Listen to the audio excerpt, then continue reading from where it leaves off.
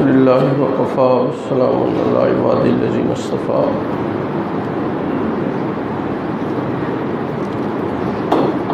اما بعد فاعوذ باللہ من الشیطان الرجیم، بسم اللہ الرحمن الرحیم۔ یا ایھا الذین آمنوا کتب علیکم الصیام کما کتب علی الذین من قبلکم لعلکم تتقون۔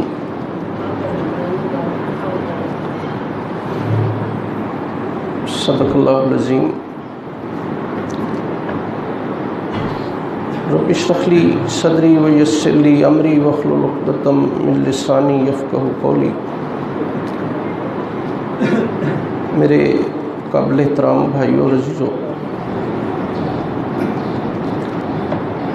یہ رمضان کا مہینہ جو ہے، اس سے اللہ پاک نے اپنا مہینہ قرار دیا ہے کہ یہ میرا مہینہ ہے، اور یہ مہینہ جو ہے یہ مواسات، ہمدردی اور خیرخواہی کا مہینہ ہے، اور ہمارے لیے اس مہینے میں یہ لمحہ فکریہ بھی ہے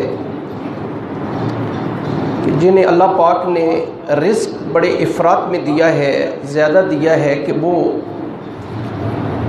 ان لوگوں کے بارے میں بھی سوچیں کہ جن کے پاس رزق ان کی ضرورت کے مطابق بھی نہیں ہے۔ آپ دن میں 3 مرتبہ کھاتے ہیں، اللہ نے بہت دی ہے۔ ایسے بھی ہیں جنہیں 24 گھنٹے میں ایک وقت بھی نہیں ملتا۔ تو یہ مہینہ اصل میں اس کی بھی یاد دہانی ہے کہ آپ ذرا اس کے بارے میں بھی غور و فکر کریں، سوچیں آپ ذرا کہ ایسے لوگ بھی اس معاشرے میں رہتے ہیں، بلکہ اللہ پاک نے قرآن حکیم میں مذمت کی ہے ان لوگوں کی کہ جو یتیموں کو دھکے دیتے ہیں اور مسکین کو کھانا کھلانے کی ترغیب نہیں دیتے، بلکہ جہنم میں 4 لوگ جائیں گے۔ شاید آپ جانتے ہیں، یعنی سورہ مدثر میں اللہ پاک نے ذکر کیا، اور ان میں ایک وہ بھی ہوگا، پہلے نمبر پہ تو وہ ہوگا کہ اس سے سوال کریں گے اہل جنت کہ بھئی آپ جہنم میں کیسے آئے؟ یہ قرآن پاک میں ہے، 29ویں پارے میں ہے، سورہ مدثر میں ہے۔ اس پہ انشاءاللہ رمضان میں ہی کسی وقت تفصیلی بات کریں گے۔ سر دست جو بات میں عرض کرنے لگا کہ پوچھیں گے کہ آپ کیسے آئے جہنم میں، ما سلککم فی سقر، جہنم میں کیسے آنا ہوا؟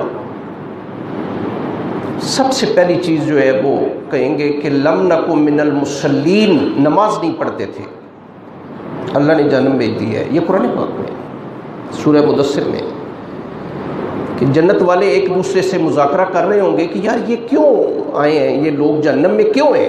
وہ پھر ان سے سوال کریں گے، جہنم میں جانے والوں سے سوال کریں گے، بھئی آپ کیسے آئے ہیں؟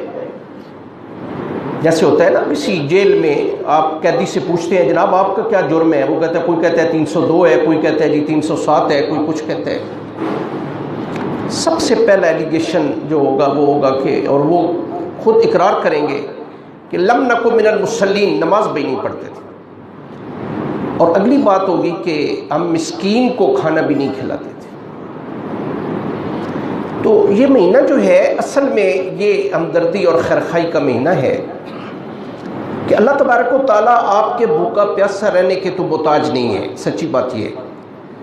اور اللہ پاک نے ان لوگوں کے فضائل بیان کیے ہیں کہ جو خود باوجود ضرورت مند ہونے کے اپنی خواہش کو، ضرورت کو دبا کے اپنے مسلمان بھائی کی مدد کرتے ہیں۔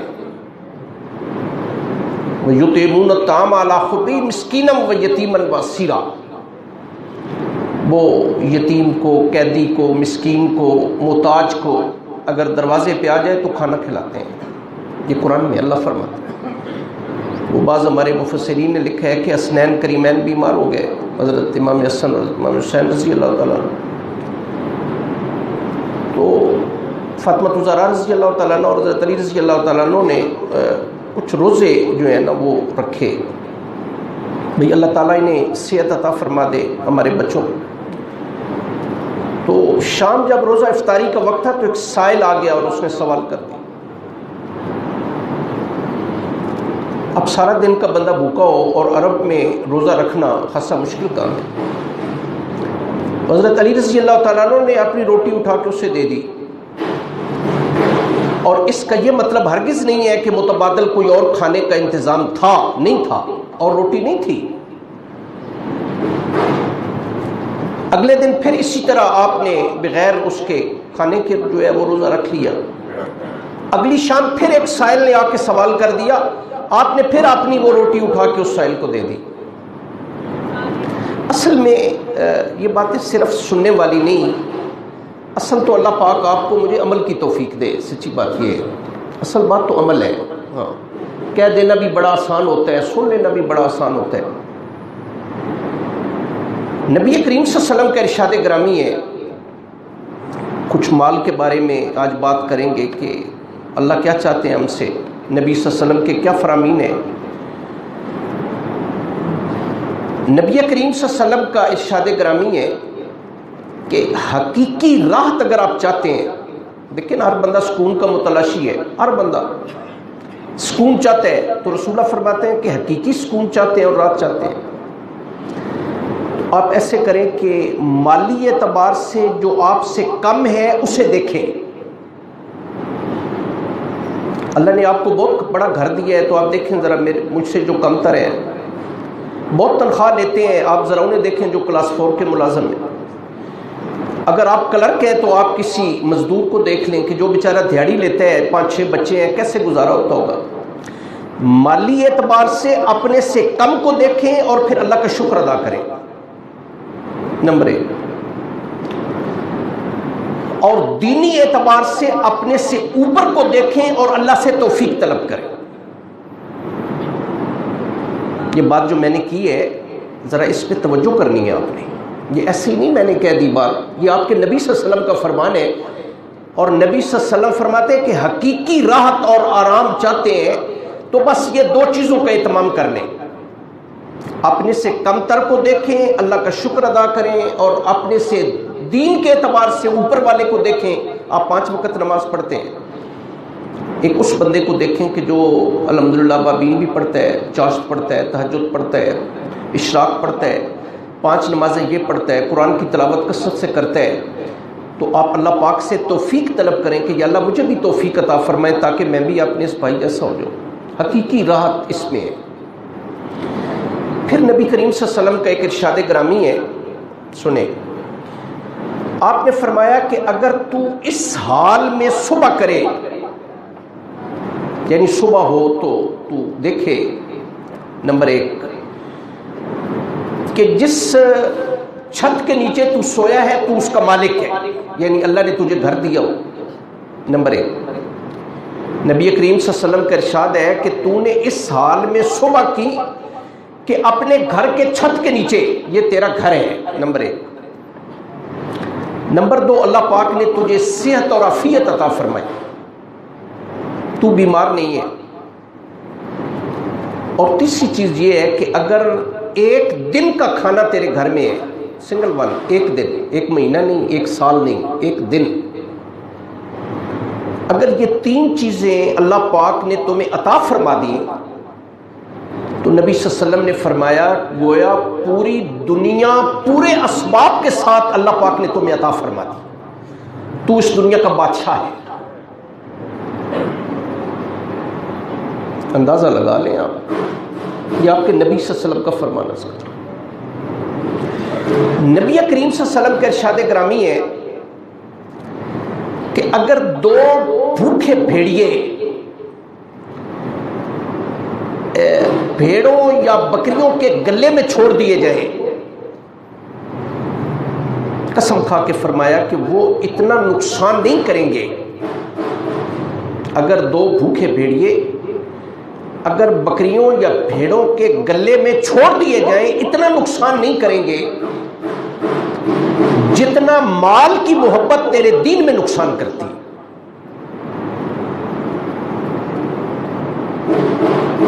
عبداللہ بن شخیر رضی اللہ تعالیٰ عنہ روایت کرتے ہیں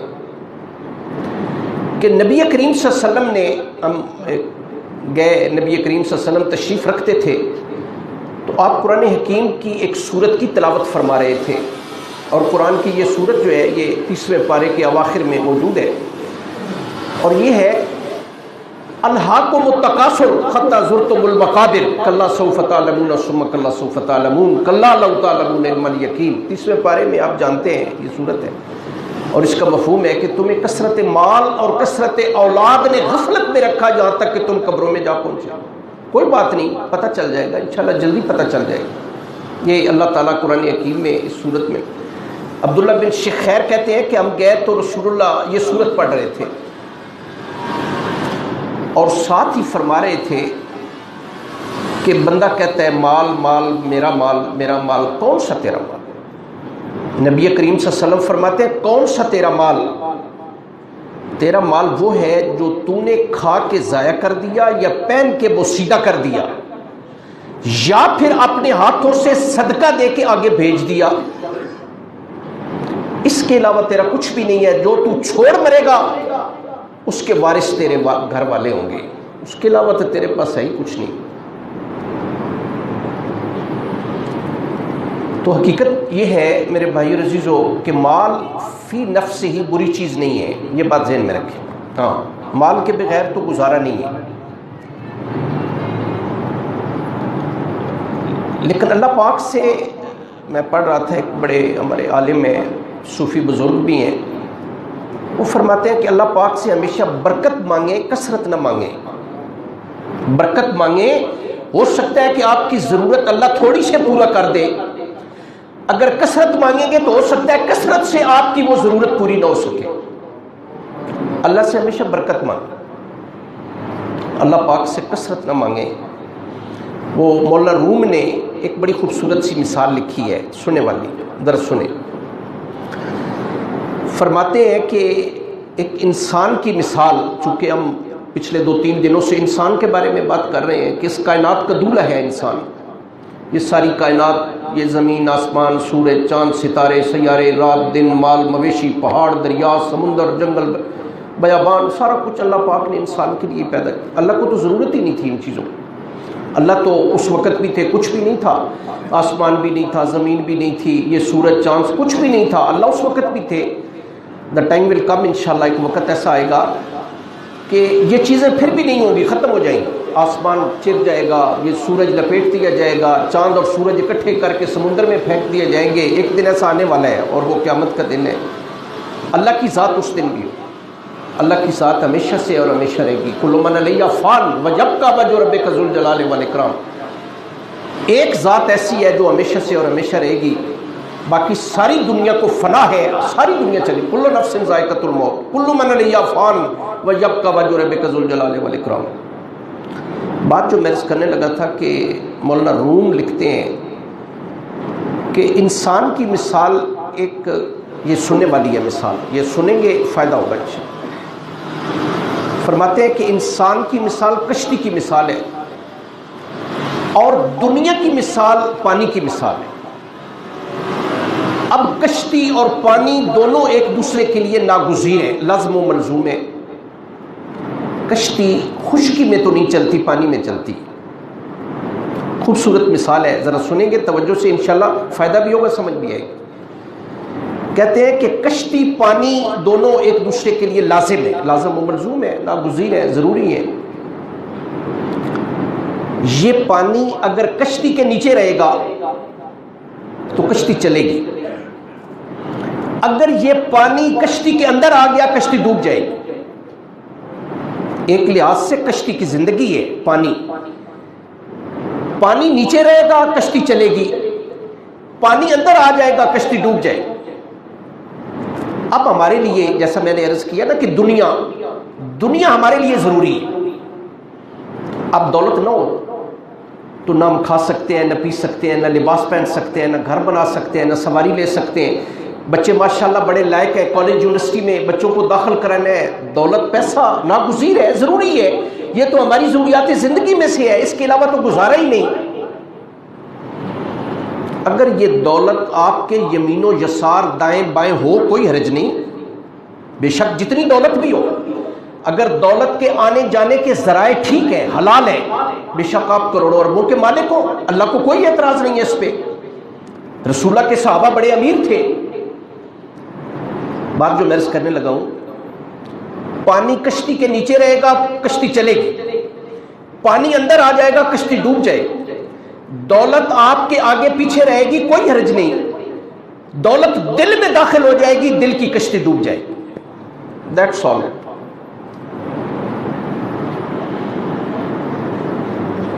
یہ پھر دل میں داخل نہیں ہونا چاہیے۔ وہ میں پڑھ رہا تھا شیخ عبد القادر جیلانی رحمہ اللہ، امیر آدمی تھے، امپورٹ ایکسپورٹ کا کام تھا آپ کا، مال باہر سے بحری جہاز کے ذریعے آتا تھا، باہر جاتا تھا مال۔ ایک محفل میں بیٹھے تھے، کسی نے بڑا مصائب تھا، وہ اس نے آ کے بتایا جناب وہ جس بحری جہاز میں ہمارا سامان تھا وہ ڈوب گیا۔ یقین کریں انہوں نے فوری طور پہ پڑھا الحمدللہ۔ الحمدللہ جو ہے یہ شکر کا کلمہ ہے، آپ جانتے ہیں الحمدللہ۔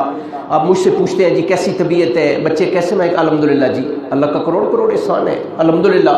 ہمارے ہاں یہ ایک تو اللہ کی تعریف ہے اور ایک شکر کا کلمہ ہے۔ فرمایا الحمدللہ۔ تھوڑی دیر بعد پتہ چلا یار افواہ تھی، یہ ایسے ہوا نہیں، الحمدللہ سامان ہمارا جو ہے نا وہ ٹھیک ساحل پہ لگ گیا۔ اس نے آ کے بتایا جی پہلی غلط فہمی تھی، مال جو ہے وہ الحمدللہ جو ہے ہمارا آ گیا ہے، وہ ٹھیک آ گیا۔ فرمایا الحمدللہ۔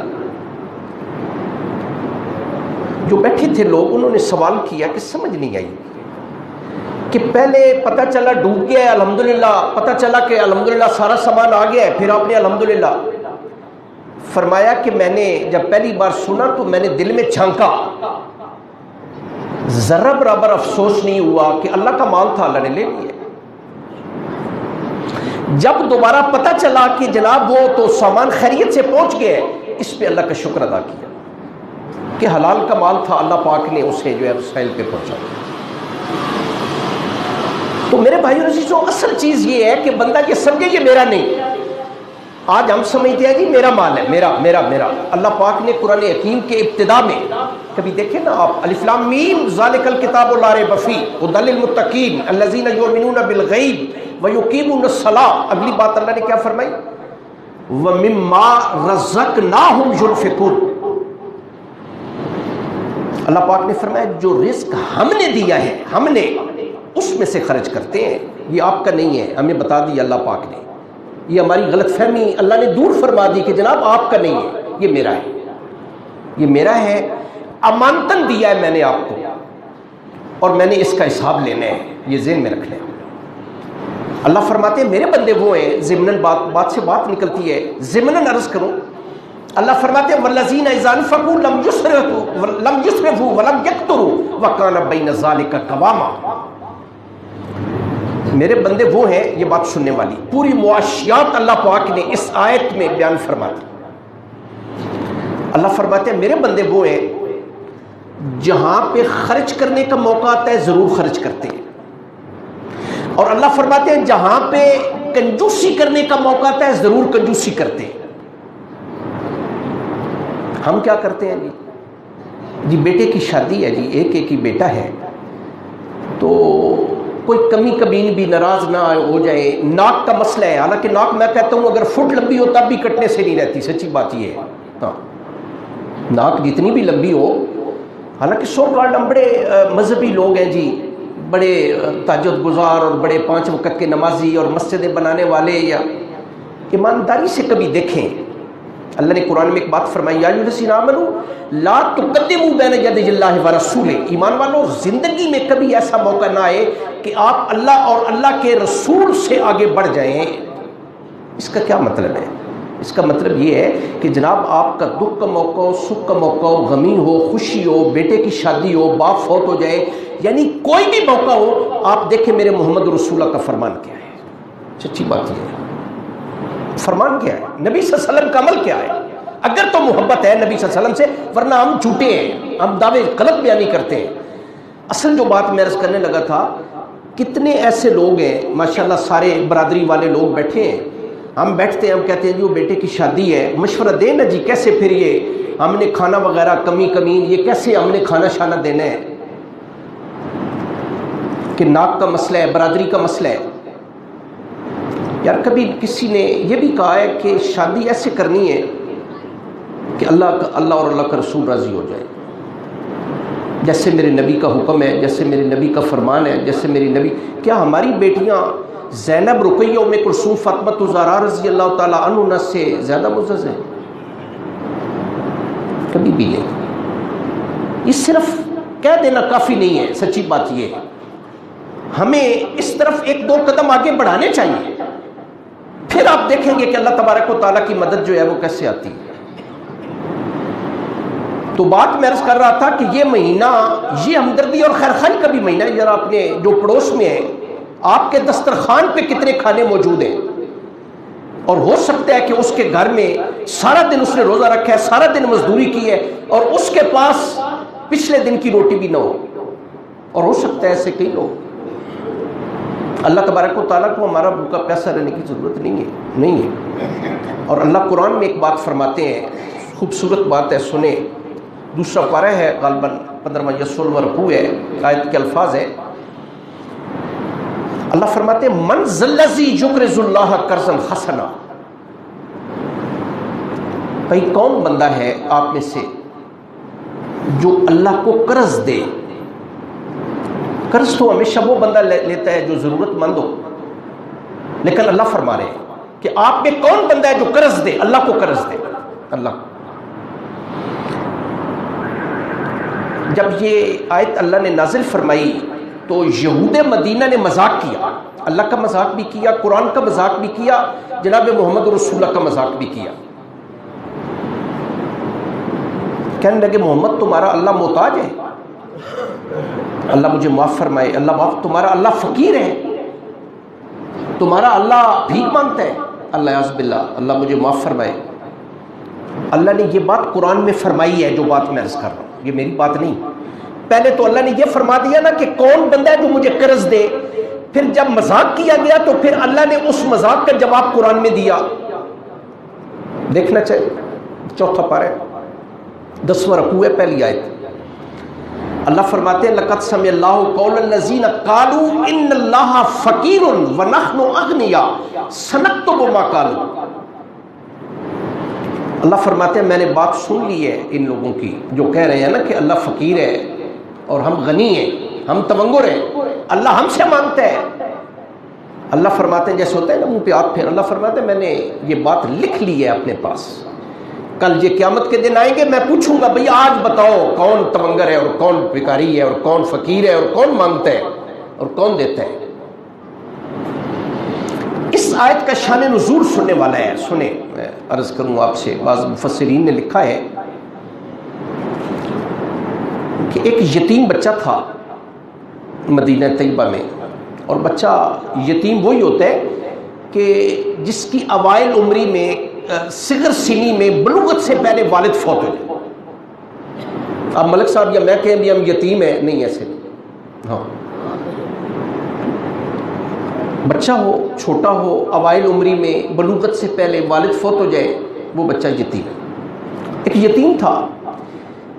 ایک کسی منافق نے اس بچے کو نبی کریم صلی اللہ علیہ وسلم کے پاس یہ کہہ کر بھیجا کہ یہ قطع جو ہے نا مسجد نبوی سے متصل، یہ تیرے والد کا تھا، فلاں صحابی نے اس پہ ناجائز قبضہ کیا ہو. بچہ تھا، اسے پتہ نہیں تھا. اس نے رسول اللہ کی خدمت میں مقدمہ دائر کر ایک صحابی کے خلاف کہ یہ قطع جو ہے نا جی یہ میرے والد کا تھا، والد فوت ہو گیا. اور نبی صلی اللہ علیہ وسلم یتیموں سے بہت محبت کرتے تھے. کیوں؟ نبی صلی اللہ علیہ وسلم خود یتیم تھے، در یتیم تھے. اللہ فرماتے علم یجد کا یتیمن فاوا. اے اللہ کے رسول، کیا ہم نے آپ کو یتیم پا کے ٹھکانہ نہیں دیا تھا؟ یاد کریں نا. اور اللہ فرماتے ہیں کہ یتیم آپ کے دروازے پر آئے، خبردار وَأَمَّا الْيَتِيمُ فَلَا تَقْهَرْ. یتیم کو جھڑکنا نہیں. آپ نے فرمایا وہ گھر انتہائی اچھا گھر ہے جس گھر میں یتیم کے ساتھ اچھا سلوک. انتہائی برا ہے وہ گھر جس میں یتیم کے ساتھ برا سلوک ہو. ایک صحابی عرض کریں یا رسول اللہ دل بڑا سخت ہے، کوئی نسخہ بتائیں. فرمایا یتیم کے سر پہ ہاتھ پھیرا کر اور شفقت سے ہاتھ پھیرا کر. جتنے اس کے سر کے بال ہیں اللہ اتنی نیکی عطا فرمائیں گے، دل نرم ہوگا. بات میں عرض کر رہا تھا کہ اس یتیم بچے نے نبی صلی اللہ علیہ وسلم کی خدمت میں یا رسول اللہ یہ قطع زمین کا میرا تھا، فلاں صحابی نے قبضہ کر لی ہے. اب نبی کریم صلی اللہ علیہ وسلم فیصلہ ہمیشہ میرٹ پہ فرمایا کرتے تھے. کبھی ایسے تو نہیں ہوا کہ نبی صلی اللہ علیہ وسلم اٹھا کے تو اس یتیم بچے کو دے دے. آپ نے دیکھا، آگے پیچھے آپ نے پتہ کیا، میرٹ پہ فیصلہ کرتے ہوئے آپ نے فیصلہ یتیم کے خلاف کر دیا. اب یتیم بچہ تھا، چھوٹا تھا، پتہ نہیں تھا، بچہ رو پڑا، یتیم بچہ رو پڑا. بعض مفسرین لکھتے ہیں کہ نبی صلی اللہ علیہ وسلم بھی رو پڑے. آپ نے ان صحابی سے یہ فرمایا کہ یار کیا آپ یہ قطع جو ہے زمین کا اس یتیم کو دے سکتے ہیں؟ میں وعدہ کرتا ہوں کہ میں اللہ پاک سے اس سے بہتر قطع تمہیں جنت میں لے کے دوں. وہ صحابی ایثار نہیں کر سکے. ایک صحابی بیٹھے تھے کونے میں، کہنے لگے یا رسول اللہ کیا یہ وعدہ میرے ساتھ کرتے ہیں؟ اگر میں اس یتیم کو، یہ تو قطع ہے، میں اپنا باغ دیتا ہوں یا رسول اللہ کیا میرے ساتھ وعدہ کرتے ہیں اگر میں اپنا باغ اسے دے دوں تو یا رسول اللہ جنت میں مجھے لے کے دیں گے؟ فرمایا وعدہ ہو. ان صحابی کا نام تھا ابو الدخدہ. کہنے لگے یا رسول اللہ گواہ رہے ہیں کہ میرے 2 باغ ہیں جو سب سے بہترین باغ ہے جس میں میری رہائش بھی ہے، یا رسول اللہ میں نے یتیم کو دے دیا. ممکن ہے لکھنے والے نے مبالغے سے کام لیا ہو، لیکن سنیں، جذبہ سنیں. گئے، اس کی وہ فصیل سی تھی حویلی، باہر کھڑے ہو کے بیوی کو آواز دی. بیوی باہر آئی، کہنے لگی آؤ چلیں. کہتی کدھر؟ کہنے لگے بس یہ میں نے باغ تو بیچ دی ہے، دے دی. تو کہنے لگے سامان اندر پڑے ہیں؟ کہنے لگے نہیں سامان بھی دے دیے. لکھنے والے نے لکھا ہے کہ ایک بچہ چھوٹا سا کھجور اسی باغ کی اس کے منہ میں تھی، انگلی ڈالی، وہ بھی کھجور نکال کے باغ کے اندر پھینک دی. کہ سارا دے دی ہے باغ. کسے دے دی ہے؟ کہنے اللہ کو دے دی. یہ سودا ہے، اصل میں یہ سودا ہے. یہ سودا ہماری آنکھوں سے ورا الورا ہے. ہمارے پاس آنکھیں نہیں کہ ہم اس سودے کو دیکھ سکیں. سچ پوچھتے ہیں، ہمارا یقین بھی نہیں. ہمارا یقین یہ تو ہے کہ جناب قومی بچت میں رکھیں تو اتنے % ملتا ہے، حبیب بینک میں رکھیں تو اتنے % ملتا ہے، مسلم بینک والے اتنا % دیتے ہیں، فلاں بینک والے اتنے دیتے ہیں. اللہ فرماتے ہیں کبھی میرے بینک میں بھی پیسہ انویسٹ کر کے دیکھو، مجھے میرے رب ہونے کی قسم ہے ڈی ویلیویشن کا کوئی خطرہ نہیں. اتنا منافع دوں گا جس کا آپ تصور بھی نہیں کر سکتے. میں نے کل بھی بات عرض کی تھی، اللہ قرآن میں فرماتے ہیں مثل الذین ينفقون اموالهم فی سبیل اللہ کمثل حبۃ انبتت سبع سنابل فی کل سنبلۃ مئۃ حبۃ واللہ یضاعف لمن یشاء واللہ واسع علیم. ایک دیں گے مجھے، میں 700 آپ کو لوٹاؤں گا، اور اس دن لوٹاؤں گا جب آپ محتاج ہو. اور اللہ نے ہماری یہ غلط فہمی بھی دور کی ہے. سن لیں، بات سن لیں. آج ہم، اللہ فرماتے ہیں الذی جمع مالا وعددہ یحسب ان مالہ اخلدہ. مال صبح شام گن گن کے رکھ رہا ہے اور سمجھتا ہے کہ مال ہمیشہ میرے پاس رہے گا. اللہ فرماتے نہیں، اوتما میں ڈالا ہے، تمہیں کیا پتہ ہے اوتما کیا ہے؟ یہ ایک آگ ہے جو ہم نے ستونوں کے درمیان جمع کر رکھی ہے. صبح شام تو 99 کے چکر میں ہے. پیسہ آنا چاہیے حلال کا ہو یا حرام کا ہو. اللہ پاک فرماتے ہیں کہ کثرت مال اور کثرت اولاد نے تمہیں غفلت میں رکھا ہے یہاں تک کہ تم قبروں میں جا پہنچے.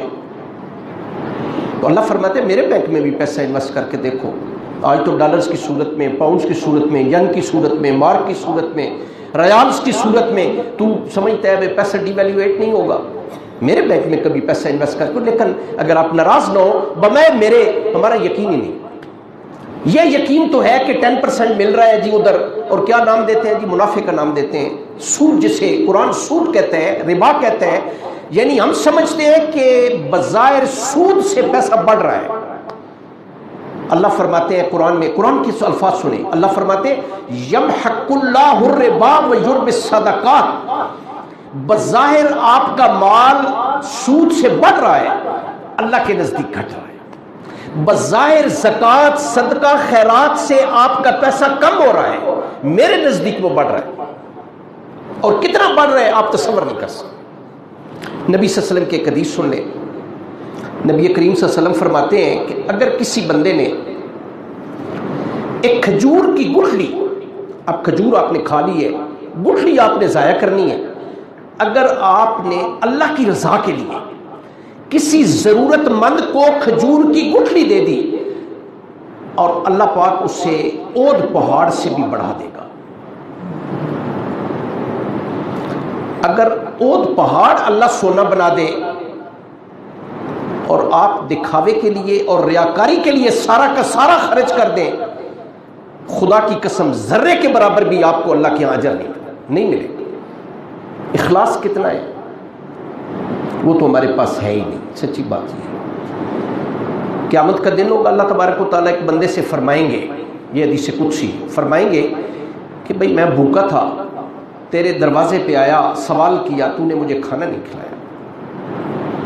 بندہ حیران ہو کے گیا، یار آپ رب، آپ خالق، مالک، پروردگار، آپ ہمیں دینے والے، آپ میرے دروازے پہ آئے. اللہ فرمائیں گے کہ وہ جو یتیم بھیجا تھا میں نے، غریب بھیجا تھا، مسکین بھیجا تھا، وہ سائل سوالی بھیجا تھا، وہ میں نہیں تو بھیجا تھا. اگر تو اسے دیتا تو میں تیرے لیے اسے گن گن کے رکھتا. اللہ فرمائیں گے میں ننگا تھا، لباس کا سوال کیا، تو نے مجھے لباس نہیں دیا.